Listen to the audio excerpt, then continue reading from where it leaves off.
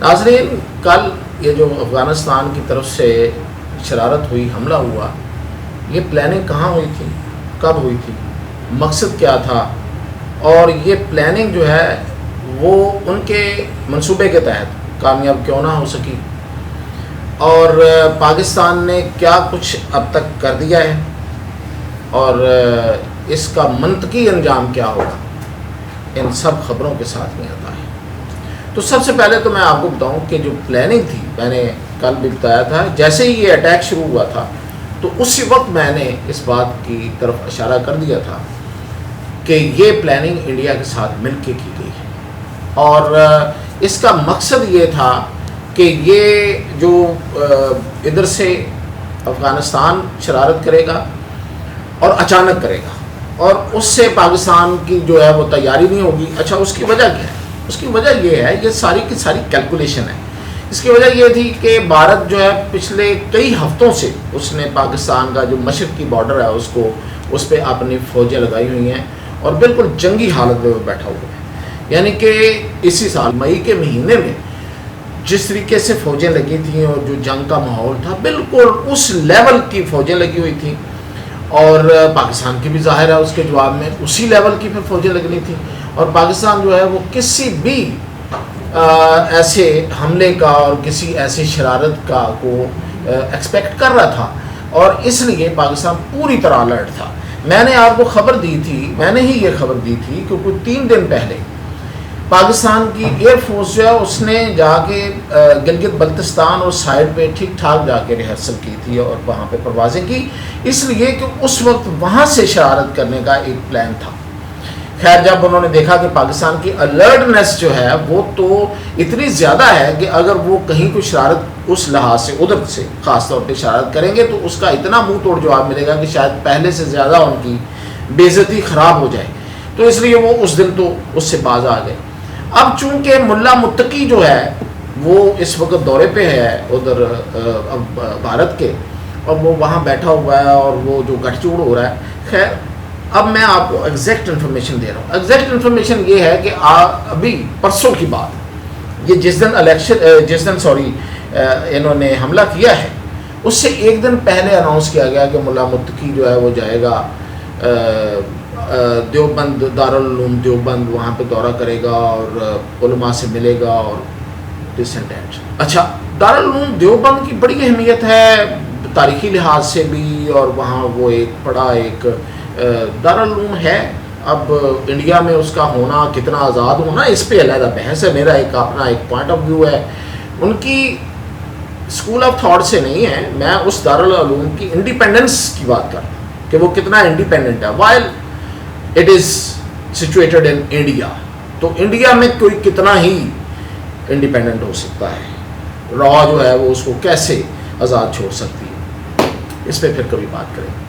تو اس نے وہاں جانا تھا، نیکسٹ ڈے پلان کے مطابق وہاں پہ ظاہر ہے میں نے جیسے بتایا کہ جو دارالعلوم ہے اس کا بڑا اثر رسوخ ہے، اور پورے انڈیا میں اس کے طالب علم ہیں اور لوگ ہیں، تو بہت لوگ اکٹھے ہوئے۔ اچھا، آپ کو کچھ بھی ہو، جو مدرسے کے لوگ ہوتے ہیں وہ بہت زیادہ اویئر لوگ نہیں ہوتے، کتنے بھی پڑھے لکھے ہوں، جو بھی ان کا آپ کہہ لیں، وہ ان کو عالم کہہ لیں، کچھ کہہ لیں، لیکن ظاہر ہے کہ وہ جو عصری معاملات ہوتے ہیں جو اس وقت جو چل رہے ہوتے ہیں ان سے ان کی واقفیت بہت کم ہوتی ہے، تو وہ تو اس کو یہ جو طالبان ہیں افغانستان والے، ان کو وہ کوئی مذہبی لوگ سمجھتے ہیں، کوئی درجہ دیتے ہیں، اور اس لیے کہ انہوں نے روس کے خلاف لڑا ہے اور انہوں نے امریکہ کے خلاف بھی لڑا ہے، تو ان کو کم پتہ ہے کہ انہوں نے کیا لڑنا تھا، پاکستان نے لڑا۔ یہ ساری لڑائی، یہ دونوں جنگیں جو ہیں یہ تو پاکستان نے لڑی ہیں، پاک فوج نے لڑی ہے۔ تو اگر کوئی جہاد کیا ہے، میں اگر اس لیے لگا رہا ہوں کہ اس میں ظاہر ہے ہمیں اس پہ بھی کچھ کنسرنز ہیں جو ہم کرتے رہے ہیں ماضی میں، لیکن اگر کچھ کیا ہے تو ہم نے کیا ہے، پاکستان فوج نے کیا۔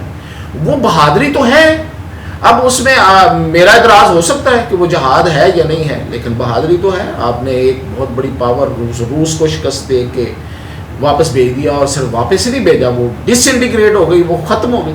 پھر آپ نے امریکہ کے دانت کھٹے کیے اور یہاں سے بھگا دیا اس کو، وہ دم دبا کے بھاگا یہاں سے، اور ہزیمت اور شکست کا کلنک کا ٹیکہ آج بھی اس کے ماتھے پہ لگا ہوا ہے، اور وہ اس کو سوچ سوچ کے جب بھی ان کو وہ خیال آتا ہے تو ان کو ایک دورہ بھی پڑتا ہے. اسی لیے تو پچھلے دنوں ٹرمپ کو دورہ پڑا تھا کہ میں باگرام بیس جو ہے وہ لوں گا، اور اسلحے کا بار بار وہ یاد کرتا ہے. تو وہ اسلحہ چھوڑ کے بھاگ کے نکلے تھے نا، تو کس کی وجہ سے بھاگے تھے؟ وہ خود کہتا ہے ٹرمپ کہ پاکستان نے ہمارا ساتھ نہیں دیا اس لیے ہمیں بھاگنا پڑا.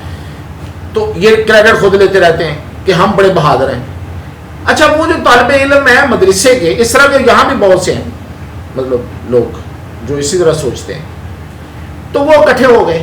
اتنا جیم پیک چل رہا تھا وہاں پہ، لوگ اکٹھے ہوئے، اور متقی صاحب جو ہیں وہ وہاں سے ایسے نکلے ہیں جو انہوں نے ملنا ملانا تھا، اور پتہ نہیں ادھر لوگ ملنا چاہ رہے تھے، دیکھنا چاہ رہے تھے. وہ جو نکلے ہیں نا اس وقت، وہ دراصل اس وقت ایک پلاننگ تھی انڈیا کی. انہوں نے اسے جلدی جلدی نکالا کہ آئیں فوری آپ کی ضرورت ہے، اور انہیں بٹھا کے را کے چیف کے ساتھ ملاقات ہوئی متقی کی، اور وہاں یہ پلاننگ ہوئی کہ آپ اچانک ایک حملہ کریں گے. پلاننگ کیا تھی؟ آپ اچانک ایک حملہ کریں گے اور آپ کوئی 6-7 پوائنٹ سے حملہ کریں گے.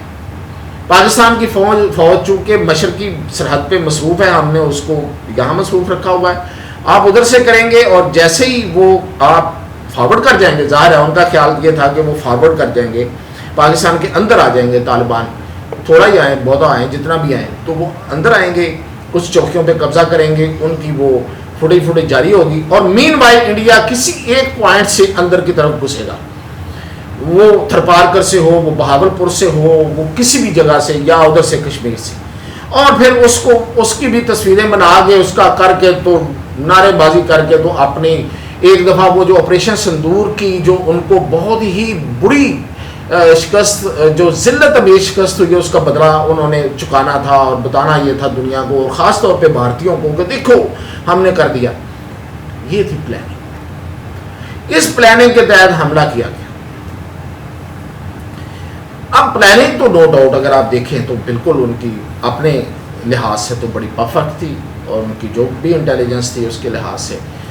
لیکن جب افغانستان نے اپنے دوست بھارت کے کہنے پہ اس پلاننگ کے تحت حملہ کیا ہے، تو اس کو اس کی توقع سے زیادہ، یہ اب میں نہیں کہہ رہا، یہ افغانستان کے اندر سے لوگ، طالبان کے صفوں کے لوگ یہ کہہ رہے ہیں، یہ بالکل یہ چیزیں باہر آ گئی ہیں کہ ان کو توقع نہیں تھی کہ اتنا سخت اور اتنا بھرپور جواب ان کو مل جائے گا. اتنا بھرپور جواب ملا کہ آج بھی جاری ہے، ابھی بھی جاری ہے، آپریشن خیبر سٹارم کے نام سے.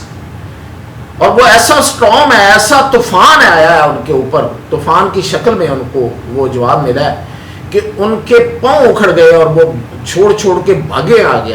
آپ نے فوٹیجز بھی دیکھی. اور پھر ان کی چوکیوں پہ جس طرح پھر پاکستان نے قبضہ کیا ہے، اور درجنوں چوکیاں ہیں، کوئی 1 2 3 4 10 12 نہیں ہے، درجنوں چوکیاں ہیں جن پہ قبضہ کر لیا پاکستان نے، اور ان ہنڈریڈز ان کے فوجی مارے گئے ہیں. اب ان کی تعداد جو ہے وہ ظاہر انٹیلیجنس سے کلیکٹ کی جا رہی ہے، ایگزیکٹ فگر جو ہے وہ آ جائے گا، کوئی 200 سے 400 سے 500 اس طرح کا کوئی فگر چل رہا ہے. اب دیکھتے ہیں کیا ہوتا ہے. اس پہ پھر انڈیا بھی کو اچانک یہ ایک شوق تھا، رات کے وقت ایک شوق ویو چل رہی تھی، ایک طرف افغانستان کے اندر اور ایک طرف انڈیا کے اندر. تو یہ منصوبہ ناکام ہوا ہے. اصل میں یہ منصوبہ تھا، دو طرف سے پاکستان کے اوپر حملہ کرنا تھا. یہ جو لوگ بڑے آج خاص طور پہ جو دانشور بنے بیٹھے ہیں اور وہ یہ کہہ رہے ہیں کہ پاکستان نے ایک اور دشمن کا اضافہ کر لیا ہے، وہ سنیں اس بات کو، جانیں اس بات کو کہ یہ دشمن آج کا نہیں ہے، یہ دشمن بہت پرانا ہے، تاریخ میں یہ ہمارا دشمن رہا ہے. اچھا اگر ہم اس تاریخ میں کچھ چیزیں جو ہیں وہ ہمارے حافظے بڑے کمزور ہیں، ہمیں تاریخ کا کچھ زیادہ پتہ بھی نہیں ہوتا، پھر اپنے لحاظ سے ہر بندے نے اپنی تاریخ بنائی ہوتی ہے، اگر وہ اس لحاظ سے بھی دیکھا جائے تو یہ ابھی حالیہ تاریخ میں دیکھیں وہ ہمارے ساتھ کیا کر رہے ہیں. کیا جتنی دہشت گردی ہے وہ افغانستان سے نہیں آ رہی؟ اس میں کسی کو کوئی شک ہے؟ اگر کسی کو شک ہے تو وہ ان کے ساتھ ہے، پھر ہمارے ساتھ نہیں ہے، وہ پاکستانی نہیں ہے. اور پھر برائے مہربانی میری ایک گزارش ہے، جو لوگ اس طرح سوچتے ہیں ان کو اپنی شہریت بدل لینی چاہیے. چلے جائیں اٹھ کے ادھر، بڑی جگہ ہے، افغانستان پورا خالی پڑا ہو، یقین کریں. آپ وہاں جا کے محلات بنائیں، یہاں تو کسی کا 5-10 مرلے کا کنال کا گھر ہوگا نا، وہاں آپ پورے ایکڑ میں گھر بنائے رہے وہاں سکون سے، چڑیاں ہی بول رہی ہوں گی وہاں پہ. اور جب اب اگر اس نے دوبارہ کوشش کی تو چڑیاں بولنا بھی بھول جائیں گی. یہ میں بتا رہا ہوں، یہ کوئی دھمکی نہیں، یہ کوئی، میں ایز اے جرنلسٹ یہ بتا رہا ہوں کہ جو اس وقت پاکستان کی فوج کی جو سوچ ہے نا، وہ یہ ہے کہ یہ دشمن اتنے جو ہے نا وہ ہیں، ہمیں دشمنوں کی پرواہ نہیں ہے، لیکن دشمن پھر دشمن ہی ہے، پھر اس سے پورا بدلہ دیا جائے گا. تو ابھی بھی اس وقت جو کابل اور یہ سائڈیں بس ایک قندار کی ایک جگہ رہ گئی ہے، تو وہاں پہ اس وقت ابھی بھی بلاسٹ ہو رہے ہیں اور دھوئیں آسمان کو چڑھ رہے ہیں. تو یہ خیبر سٹرام جو ہے یہ اس وقت تک چلے گا جب تک دہشت گردی کے اڈے ہم پوری طرح تباہ نہیں کر دیتے. اور اس کے بعد دیکھیں پاکستان کی آج ایک جو بیان ہے، سرکاری بیان، اس میں ایک لائن بڑی زبردست لائن، انہوں نے کہا ہے کہ افغان عوام بھی اب چاہتے ہیں کہ وہاں پہ کوئی بہتر تبدیلی آئے. تو رجیم چینج کی طرف میں نے بہت پہلے سے کہہ رہا ہوں، اور کل میں نے آپ کو خاص طور پہ بتا دیا تھا. آج آپ دیکھیں کہ پاکستان آفیشلی بھی یہ بات کر رہا ہے، رجیم چینج کا سفر شروع ہوا چاہتا ہے، اور یہ بڑا ضروری ہو گیا ہے. افغان عوام کی رہائی کے لیے، ان کی آزادی کے لیے، ان کی ترقی کے لیے، ان کی خوشحالی کے لیے بڑا ضروری ہے. کیونکہ اکثریت عوام جو ہیں وہ ان سے تنگ ہیں. وہ تو خود ہی ہیں جو اپنے آپ کو سمجھتے ہیں کہ ہم خوش ہیں، جو کوئی 10-15 ہزار جو افغان طالبان ادھر پھر رہے ہیں، بس اس کے علاوہ تو سارے ان سے تنگ ہیں. وہ ملک سے باہر بیٹھے افغان ہوں، وہ پاکستان کے اندر بیٹھے افغان ہوں، وہ افغانستان کے اندر افغان ہوں. اور دوسری بات یہ ہے کہ پاکستان اب یہ کہہ رہا ہے کہ اگر افغان طالبان جو پاکستان میں بیٹھے ہوئے افغان ہیں جن کو ہم نے بھیجنا ہے ان کو نہیں لینا چاہتے، تو ہم ان کے ملک، ان کے دوست ملک بھارت کی سرحد کھول دیتے ہیں، ادھر چلے جائیں. دوست ہے نا اب افغانستان، بھارت دوست ہیں آپس میں، تو دوست کو قبول کر لیں. تو اب ہم وہ ادھر سے سرحد کھولتے ہیں واگا کی، تو ادھر چلے جائیں، وہ لے لیں، وہ اپنے دوست ملک کے شہریوں کو، ان کو لوگوں کو ان کی پذیرائی کریں، ان کی کفالت کریں. ہم نے بہت کی ہے، 50 سال سے ہو گئے، 60 سال ہو گئے. تو یہ آپریشن خیبر سٹرام اب میں اس پہ وائنڈ اپ کرتا ہوں کہ یہ جاری و ساری ہے، اور اپنے اہداف کی تکمیل تک یہ جاری رہے گا. دشمن کے دونوں طرف دانت کھٹے ہو چکے ہیں.